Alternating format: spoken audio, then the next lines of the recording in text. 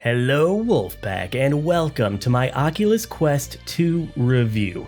Now this won't be overly technical, but I wanted to give my opinion since I'm sure many of you are considering it for your next headset. And if you are considering it, well, today might be your lucky day. I'm giving away a Quest 2 right here, right now. Okay, well, not technically right now. I'll announce who the winner is next week on Monday, October 26th. All you need to do is be a subscriber to the channel and leave a comment below. Somewhere in that comment, use the hashtag Quest2 and you'll be entered to win. It's that easy. On to the review.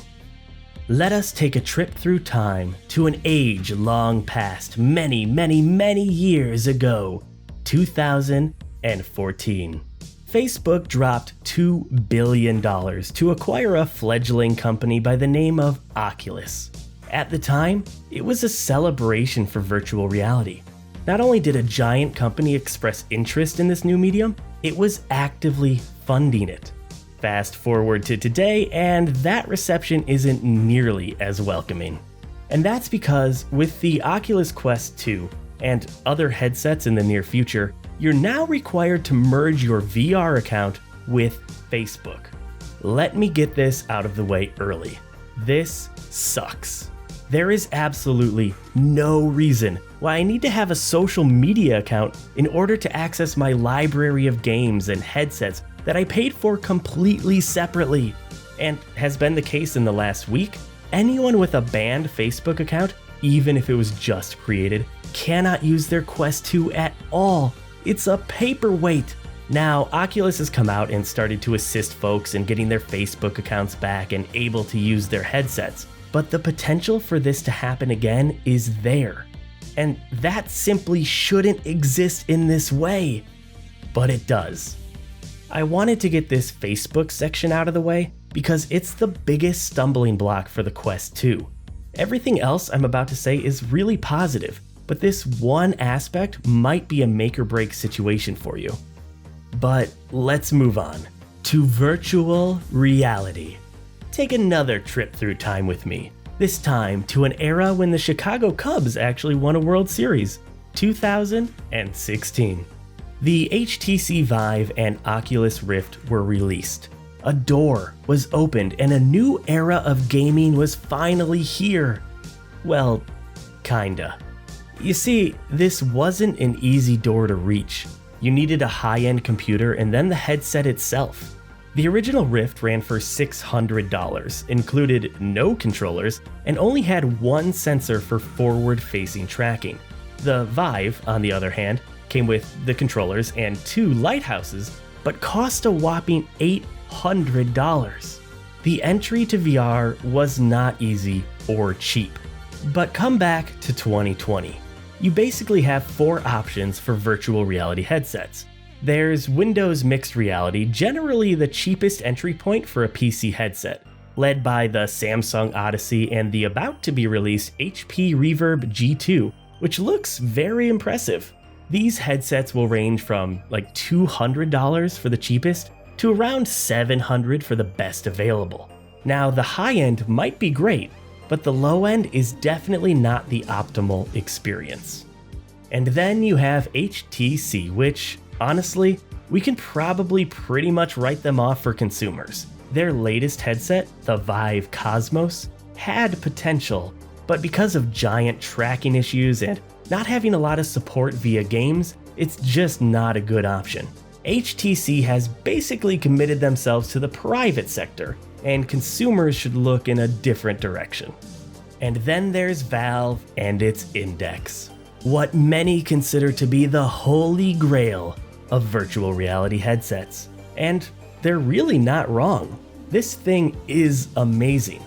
But for the headset and all the required accessories, you're looking at a price tag of about $1,000. Oof.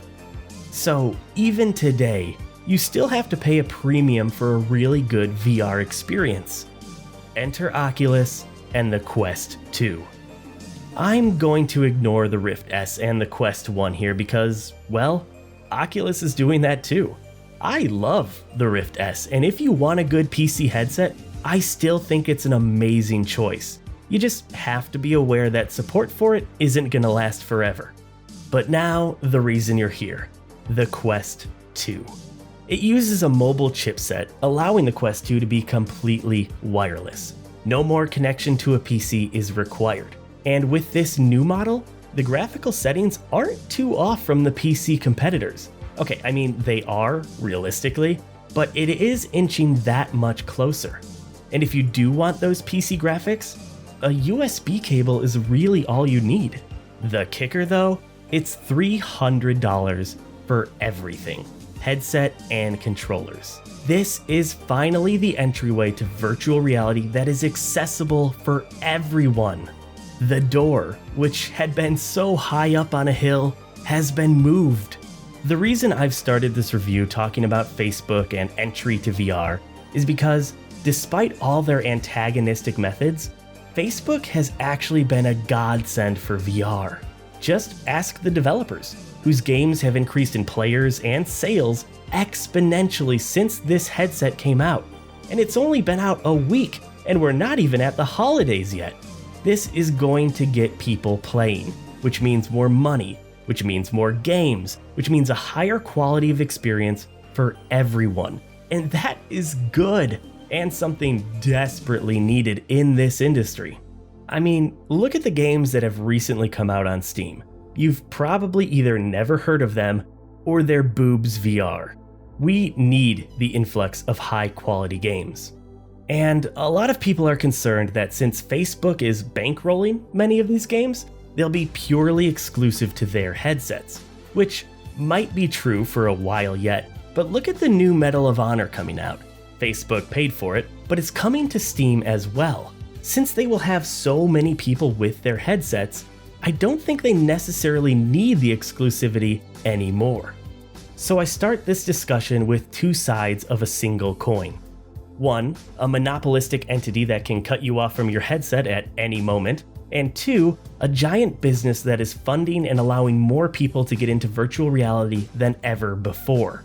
I can't give you a correct answer here, but it's definitely not black or white. Okay, cool. Let's talk about the headset itself. We'll go in order of how you're going to use it, and first you're gonna put it on. Comfort, for the most part, is improved. The headset weighs less and it's absolutely noticeable.